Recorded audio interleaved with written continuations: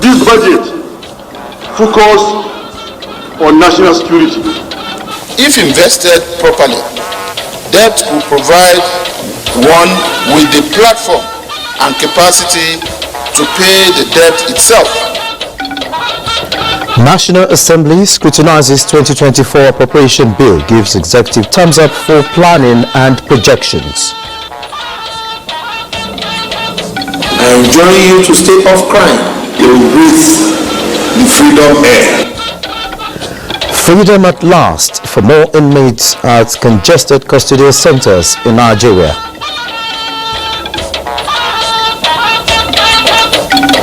And also tonight, Ondo lawmakers embrace peace, moves withdrawal case against court order to halt impeachment of state deputy governor. Hello and welcome to the Network News. I am Olajide Bello. Joining me tonight from Lagos is Hingini John Adams. Remember, you can watch this broadcast live via our website nta.ng/live and on our other social media handles displayed on your screen.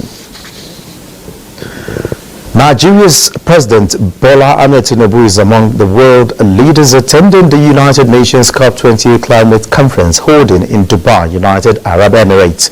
The Nigerian leader has already met with the British monarch, King Charles, who is billed to meet with world leaders at the COP28 Environment Conference.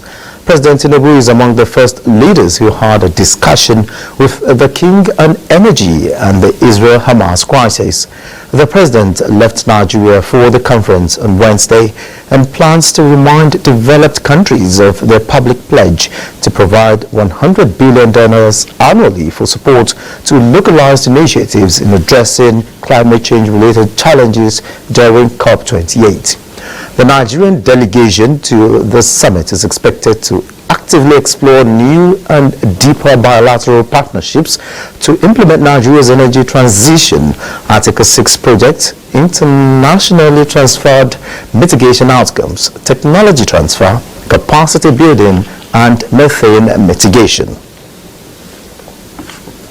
And for more on the ongoing COP28, we are joined by Sam Onegbu, a climate change advocate recently recognized by the New York-based financial and business news agency as one of the 30 global leaders on climate change. Thank you for joining us tonight.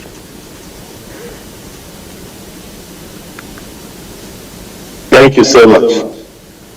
Now, with previous targets not met, there are still major concerns with countries not meeting commitment towards achieving the target of reducing global warming to 1.5 degrees Celsius. Now, at what stage will the engagement in Dubai address this issue and others inhibiting progress on the attainment of key targets? Thank you very much for having me. There's no other time set for nations to know that we are falling short of what was required of us to be able to keep away from passing 1.5 degrees Celsius or even going up to 2. One thing is clear. Everyone now, all hands are on deck, because the report from the Intergovernmental Panel on Climate Change, as well as report from United States NASA, has revealed, these reports have indicated that this year, the summer this year has been the hottest ever since 1880. So, no one needs to be told again that all hands must be on deck. And I can tell you that a lot has already happened, and there are positive signs from COP28.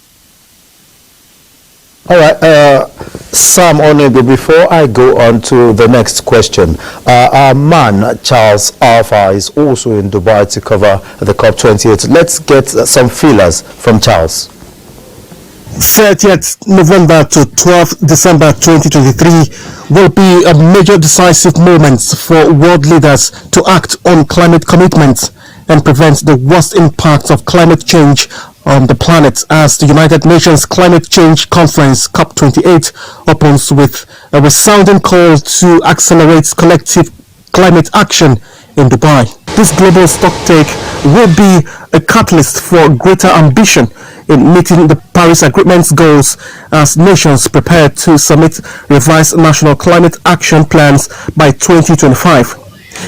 Nigeria is among the 160 countries participating at this global event and will be hoping it will find answers to some of its own questions regarding its energy transition plan, mitigation and adaptation efforts. Charles Alpha, NTA. All right, back to Sam Onwego now. The just concluded report raises concerns on energy transition. Can we just take a look at that? What are the prospects? Well, the prospects are immense. Like I said before, it is very clear right now that all hands must be on deck. I am emphasizing that or repeating that because these reports from scientific organizations point to one thing. Is either we move in the right direction by arresting the situation, or we all perish, we all face the consequences. As far as our energy transition plans are concerned, these ones need immediate attention. And if you read the paragraph 23, 24, 25 of Mr. President's budget, you would find that these issues were also raised because it's going to work to attract direct investments along this line. And of course, you know that everyone is talking about either moving away from fossil fuel or how you want to use renewable energy to move along. And all these things tie into our overall energy transition plan for us to be able to transit gradually and also still be productive from what we have put together as a nation and from what Mr. President hopes to achieve from this meeting by attracting foreign direct investment along these lines, along climate finance, along energy. There's immense hope that we'll be able to achieve this and also maintain our position. Because we are a fossil fuel-based economy. We are not going to move away or transit in a hurry. That's why this energy transition plan is important.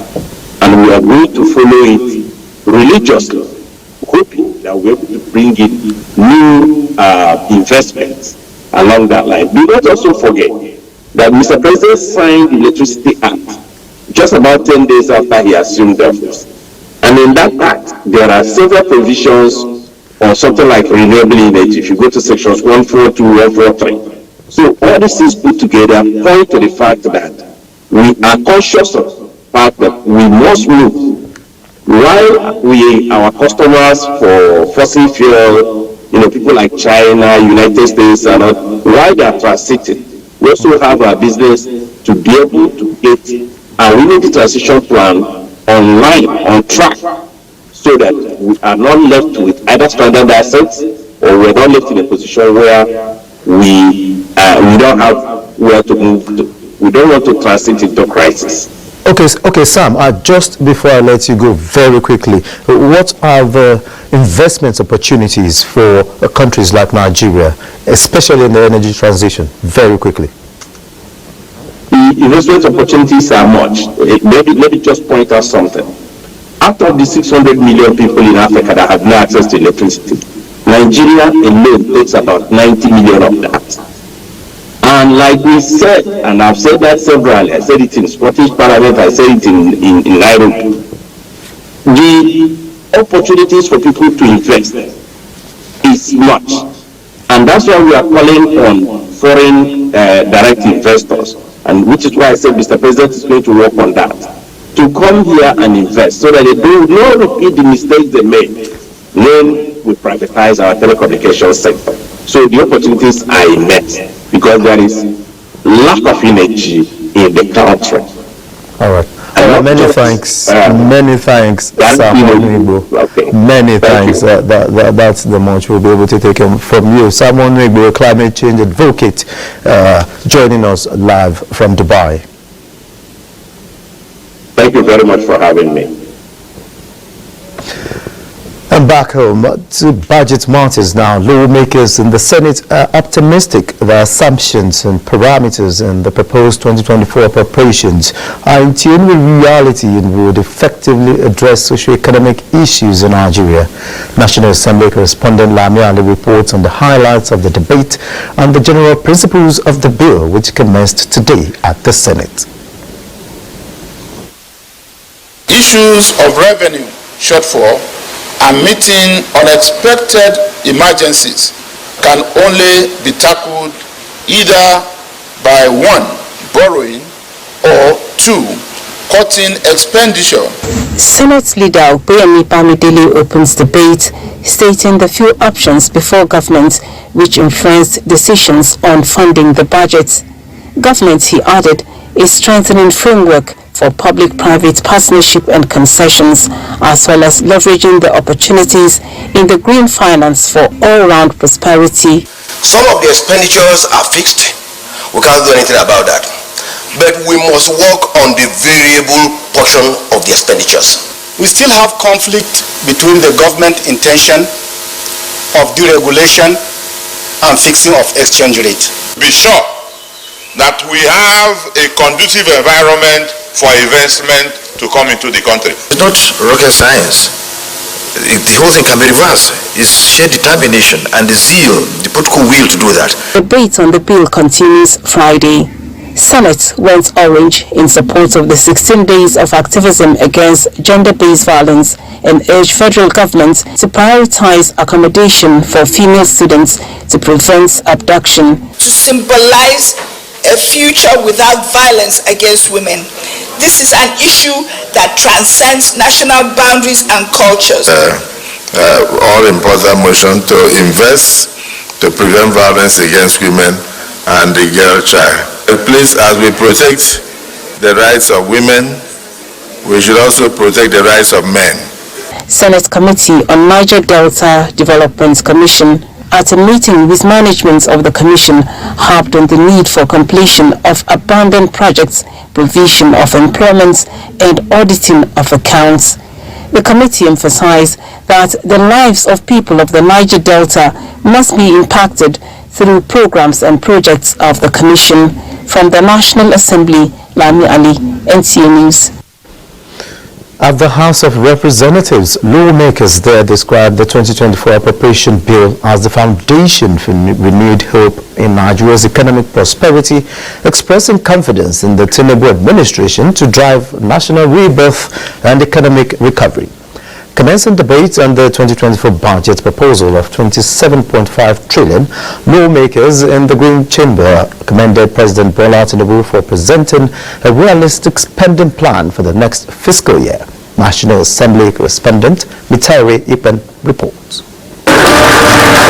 Following the presentation of the 2024 appropriation bill of 27.5 trillion naira, lawmakers are drilling into the priority areas and key parameters that concern the welfare of citizens. We talk about the need to overhaul the entire security architecture, and I believe that when security is properly tackled in this country, among other things, there will be an increase in the production of goods and services. The president was clear by giving the House of Representatives or the National Assembly a free hand to operate. The oil price benchmark of $77.96 US per barrel, capital expenditure of 8.7 trillion naira, non-debt recurrent expenditure of 9.92 trillion naira, among other key considerations, are rated as realistic projections. And I think this is the right direction that Mr. President is pointing the country to. We know that our president is ready to move Nigeria to the next level. There is advocacy for thorough scrutiny of the estimates to guard against wastages and revenue leakages. It is not enough that we celebrate this budget. We also have our second obligation, which is to scrutinize the budget when it comes to committee stage. The House has passed the FCT supplementary budget of 61.5 billion naira for critical infrastructure projects, following clause-by-clause consideration of the bill at the Committee on Supply. From the National Assembly, Mitaire Ikben, NTA News. Network News is... Thanks for being there. Now talking security, the Minister of Police Affairs, Ibrahim Gaidam, has conveyed Nigeria's commitment to foster effective partnerships with member countries of Interpol to tackle transborder crimes. This was at the Interpol General Assembly meeting in Vienna, Austria. Francis Fom reports. The 196 member countries of the International Peace Organization from Africa, Asia and Europe are currently attending the 91st General Assembly of the peace body, and the Ministry of Peace Affairs, who led Nigeria's delegation to the assembly in Vienna to commemorate the centenary celebrations, expressed optimism about the prospects of the international cooperation in combating all forms of crimes. Interpol assisted Nigeria in building one Interpol office. So that is 100% funded by the Interpol. So in that case, they are helping us a lot, and we are also cooperating. We are learning a lot from them. As Nigeria the leading police force in Africa, you can see why we need to be here with the head of the delegation and the zeal of Nigerian government to make sure that crime and criminality is eradicated in Nigeria. Discussions at the assembly focus on various topics, including the latest advancements in policing techniques. The lesson to be taken away from here is that together we are better united in our fight against crime and criminality in the world. The Interpol General Assembly is an important platform for global law enforcement agencies to engage in constructive dialogue, exchange best practices, and strengthen collaboration in combating transnational crimes. Francis from NTA News. And back home, 37 inmates from 2 custodial centers in Rivers State who were granted bail but were unable to afford payment of fines have regained their freedom, courtesy of the ongoing reform agenda of the federal government for custodial centers in Nigeria. Robinson Dorotayde reports. I will include these forms for the release. It was an exciting moment for 37 inmates from the Ahoda Medium and Port Harcourt Maximum Security Custodian Centers to regain freedom after several months in custody.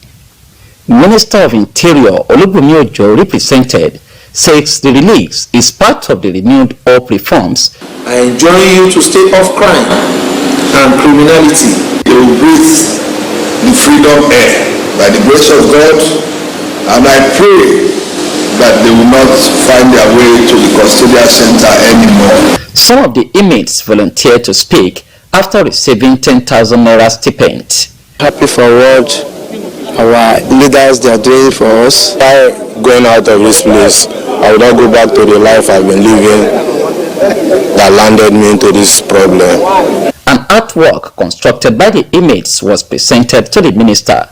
In Port Harcourt, Robinson Dorotayde, NTA News. And on the sidelines of the Mines and Money Conference holding in London, Minister of Solid Minerals Development Dele Alake and the United States Assistant Secretary for Energy and Natural Resources, Jeffrey Pratt, have agreed to set up a joint team to explore financing for credit to mining firms and infrastructure. Pratt said this visit to Alake followed an earlier meeting with President Bola Ahmed Tinubu, who sought the support of the U.S. for the country's economic revival. Pleased with the offer, Minister of Mines Alake said the credit facility and foreign direct investment promised by the United States is in the interest of both countries.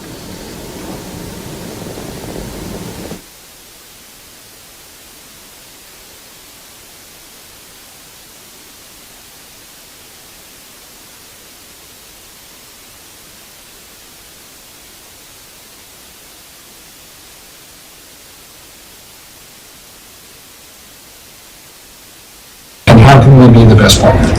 Because as I said to President Tinubu when I was in Abuja in June, we want to be Nigeria's partner of choice on these issues around energy and energy transition. Divert global attention to the sector, create an enabling environment around the sector to encourage investors and partner with formidable allies in the United States. Because we have the ability technology assistance in getting the sector up and running, not just for our own selfish interests, but for global interests in terms of energy transition. Back in Nigeria, we hear the Ondo State House of Assembly and its Speaker have withdrawn the appeal filed before the Court of Appeal in Abuja against the ruling of an Abuja Federal High Court, which stopped the planned impeachment of Ondo State Deputy Governor Lucky Ayedatiwa. The appellants in the appeal challenged the jurisdiction of the Federal High Court, Abuja, to handle the matter as well as halting the planned impeachment of the Deputy Governor. Counsel to the Speaker and the Ondo State House of Assembly, Remi Olatubora SANS, told the three-member panel of justices of the appellate court that he has the instructions of his client to withdraw the appeal. Olatubora told the court that parties in the matter have found a political solution to their problems and have signed an agreement to withdraw the appeal. Respondents in the appeal confirmed that they were served with the notice of withdrawal, adding that they were not objecting to the notice of withdrawal. Justice Haruna Samani, who led the three-member panel, subsequently dismissed the appeal, having been withdrawn by the appellants. In its drive to increase skills development, the Industrial Training Fund (ITF) says it has equipped more than 500,000 youths with cutting-edge skill under the National Industrial Skills Development Program (NSIDP). Musa Bakar reports that this was disclosed at the closing ceremony of the 2023 training program in Abuja. The 3 months training is complete, and the Industrial Training Fund (ITF) is graduating another set of trainees under the National Industrial Skills Development Program (NISDP) and ITF Nigerian Breweries Empowerment Program. 30-year-old Antia Tobi is one of the 165 beneficiaries in the FCT who had acquired electrical installation skills from other skills such as solar installation, tailoring, leather works, as well as hairdressing and beauty care. And I thank God for the opportunity to be trained under the Nigerian Breweries, and I have gotten this skill on electrical installation. I hope to be useful. Do exploit with everything that I've learned, not to rely on what the government is going to do, because the government's recently have done so much for us. At the presentation of startup parks for the beneficiaries, the Director General of the Industrial Training Fund, who was represented by Olasopo James Abimbola, said the program is aimed at curbing unemployment in the country as well as breeding a new generation of entrepreneurs. Across the length and breadth of the country today, we see tangible evidence of the federal government's efforts to boost the economy using the renewed hope agenda.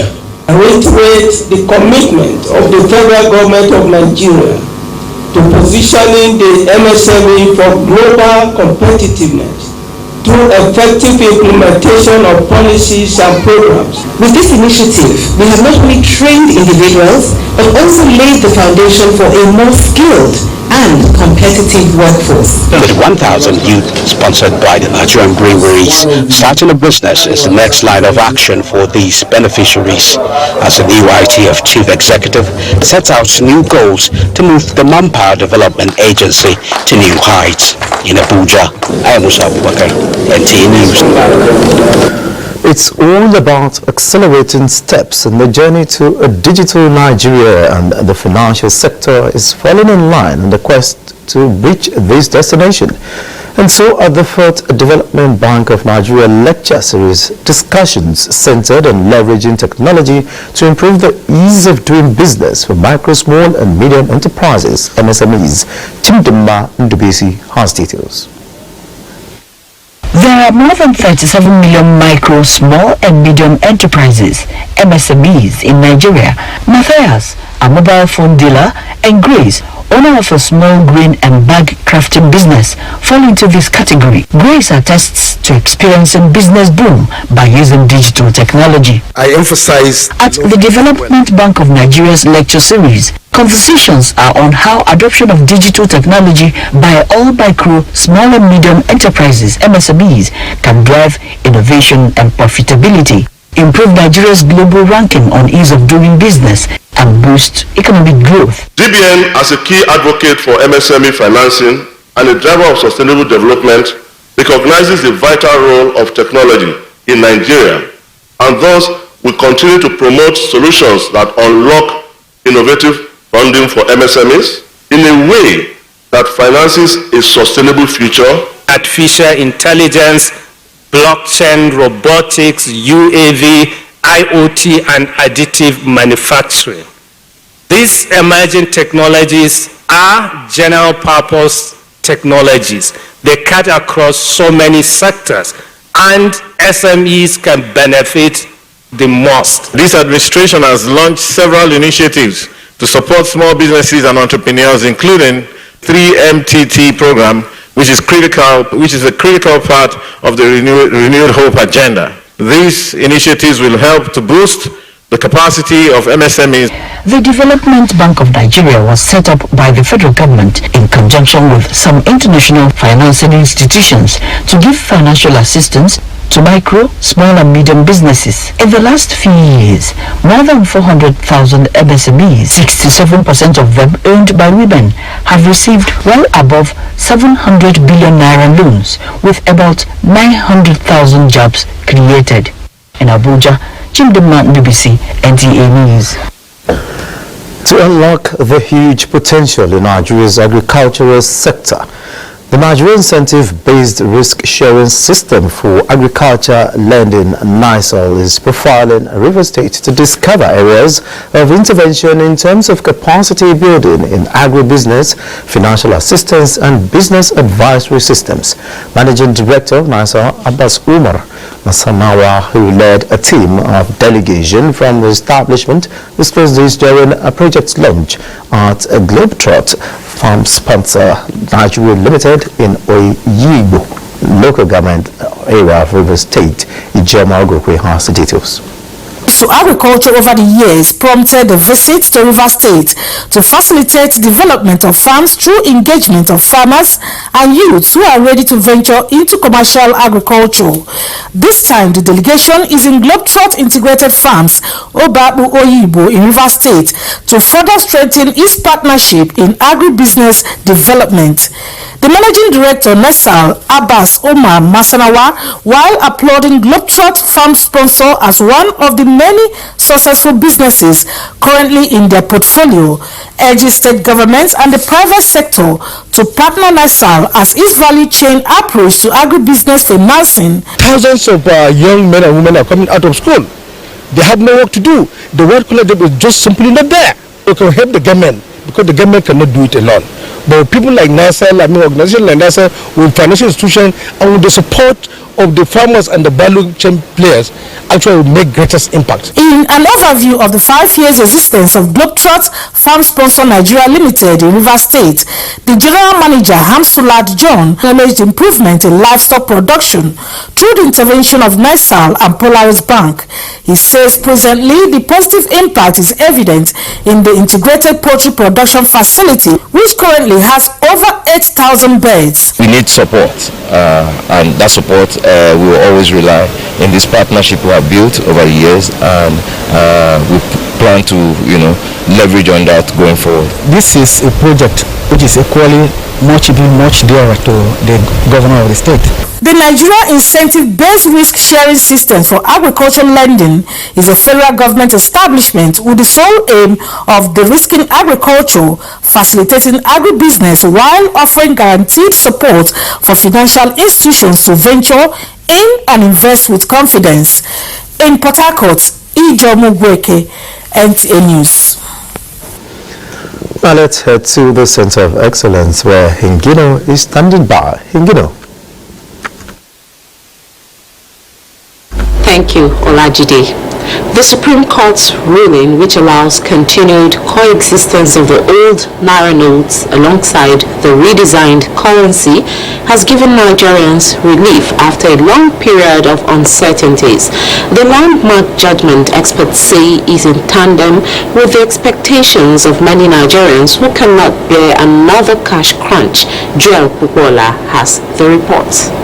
The untold hardship many Nigerians endured as a result of the cash crunch caused by the implementation of the Naira redesign policy early this year is an experience that will remain in their memory for a long time. Apprehension of another round of cash crunch has been allayed by the recent Supreme Court judgment, which technically means there is no deadline on the validity of the old notes as legal tender. This decision, according to respondent, is a welcome development that will excite many Nigerians. Of course it does ease the tension, but then you look back at what happened to people during that time. It was uncalled for, it was unnecessary. Put so many people through untold hardships and all of that. So I think before making this kind of rules next time, I think our people should be able to think long term. The flow of Naira will increase and everybody will be happy. Then when people go to bank, they will be going there with fear. As if they don't have money, they are going to collect. It's a good development now. It's an old Naira note. We can still be using it as well. It cannot depreciate. You know, Nigerians are not used to cashless policy as used to be. So our Supreme Court has ruled that there is no fixed date for it. I'm very happy about it and it's very good.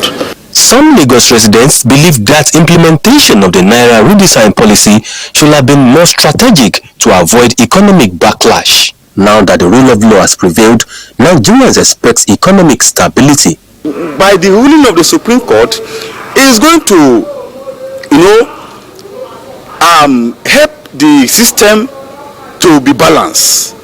It will also, contribute to the economy of the country. Just as the Apex Court ruled, Nigerians agreed that wider consultations with all relevant stakeholders should be taken into cognizance before implementing policies that have far-reaching economic impact. In Lagos, Joel Kukola, NTA News. As Nigerians await the approval of the budget of renewed hope, some Lagos residents have called on the National Assembly to give it accelerated consideration for the 2024 Appropriation Act to come into effect in January, just as President Tinubu desires. Bolaji Akim completes the report. The 2024 budget proposal, christened Budget of Renewed Hope, gives priority to areas such as security, job creation, economy, human capital development, among others. For the budget to make positive impact in the lives of Nigerians, some Lagos residents want attention to be given to areas that will meet the aspirations of all citizens.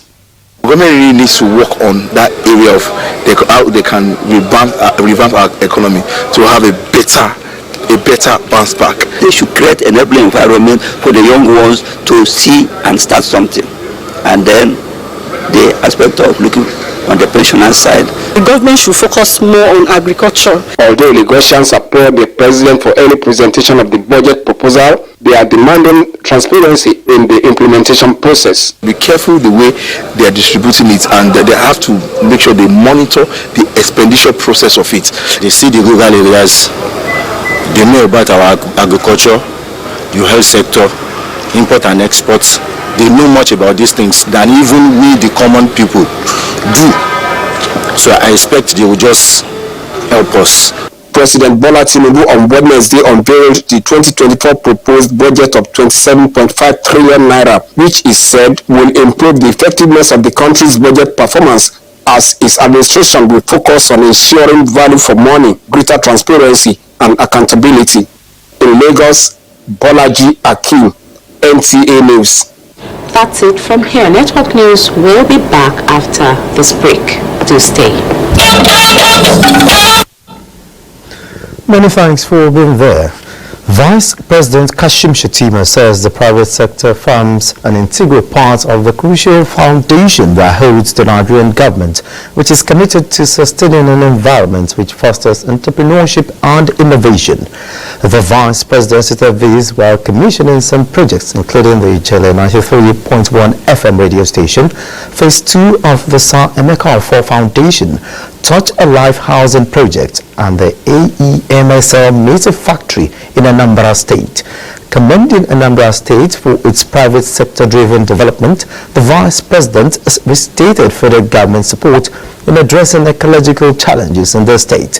Vice President Shettima also praised Governor Charles Soludo for his understanding of the importance of a thriving private sector and acknowledged his efforts at addressing challenges such as gully erosion and improving road infrastructure, among other developmental strides supported by the federal government. Over now to Benny Adams for the business segment of the news. Benny. Thank you and welcome to Business. As part of efforts to address poverty and vulnerability challenges in Nigeria, government at all levels have over the years initiated several policies to support economically disadvantaged people. One of such policies is the Child Benefit, which was designed to provide financial benefits to families with children towards their education, health, well-being, and economic stability. The Minister of Budget and Economic Planning, while inaugurating the Interministerial Technical Working Group on Child Centers Economic Development Policy Simulation in Abuja, reassures of government's commitment to keeping its promise of inclusion and eradicating poverty. Children that are left behind for no fault of theirs, and it should not be so. The world is wealthy enough to ensure that every child gets educated, and that is a clarion call. Oil prices fell on Thursday on a weaker than expected Chinese manufacturing data, but investors maintain caution ahead of an OPEC Plus meeting where production cuts are expected. Brent crude futures fell 28 cents to $82.90 a barrel, while U.S. West Texas Intermediate crude futures fell 27 cents to $77.68 a barrel. And now today's data shows 50% improvement in volume and 55% improvement in turnover. The current market capitalization is 39.1 trillion naira. Guarantee Trust Holding recorded the highest volume of 67.2 million traded shares, followed by Universal Insurance Company 56.7 million, and Consolidated Hallmark Holdings 46.1 million. That is Business News. Network News continues with Olajide Bello.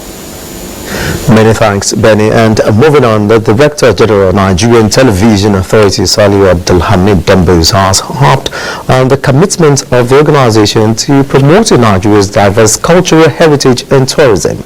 This was during his meeting with members of the Ngwang Ishi Otarok as they came to seek ways of collaboration with the largest TV network in Africa. Ekene Ndulue reports. Director General of NTA is working on to meet yet another request, this time from members of Ngwang Ishi Otarok, a sociocultural organization of the Tarok people, predominantly found in Plateau State. They pride themselves on their rich cultural heritage and believe they have so much to offer the nation, and seeks to leverage on NTA's wide reach to show their potentials. They are also requesting the revamping of the NTA community station in Langtang, Plateau State. In Tarok land, we have so many tourist centers that remain unknown. Believing that our cooperation with NTA will be successful. The Director General of NTA is undaunted by this request, as it falls within his mandate to promote Nigeria's diverse cultural heritage. We are ready to see how we can bring back NTA Langtang on air, but this collaboration that I have talked about is very key.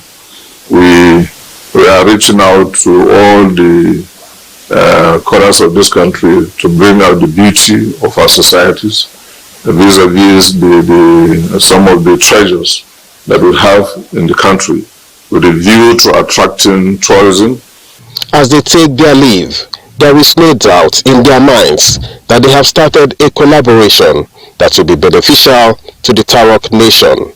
Ekele Ndulwe, NTA News.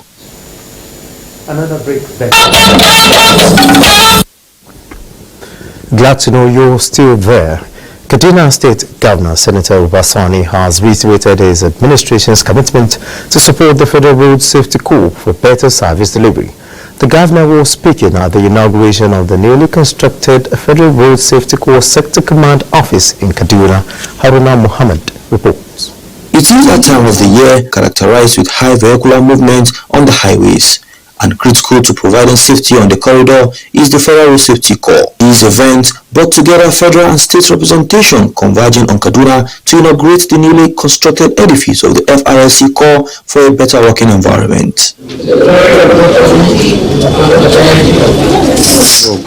Representative of the Governor of Kaduna State, Senator Obasani, and that of the Secretary to the Government of the Federation, Senator George Akume, in their separate address, agreed the edifice would positively position the FRSC in ensuring Nigerian roads are one of the safest to drive on. Senator Obasani recognizes the importance of collaborative efforts in ensuring safer roads for our people, and we will remain resolute in our commitment to providing any support as may be required.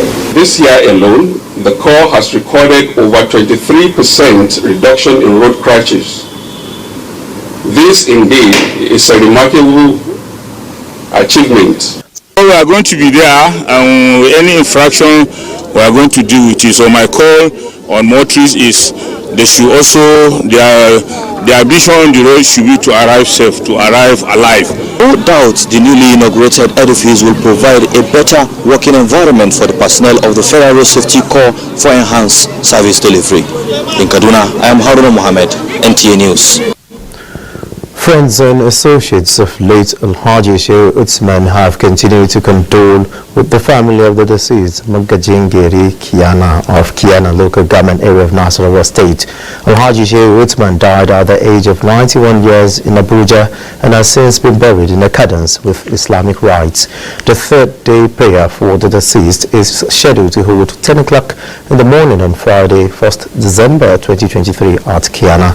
The late elder statesman served as commissioner between 1975 to 1979 in the defunct Benue Plateau and later Plateau State in different ministries. A politician and prominent member of the then MPN, as well as a successful businessman. He is survived by 3 wives, 11 children, several grandchildren, and great-grandchildren.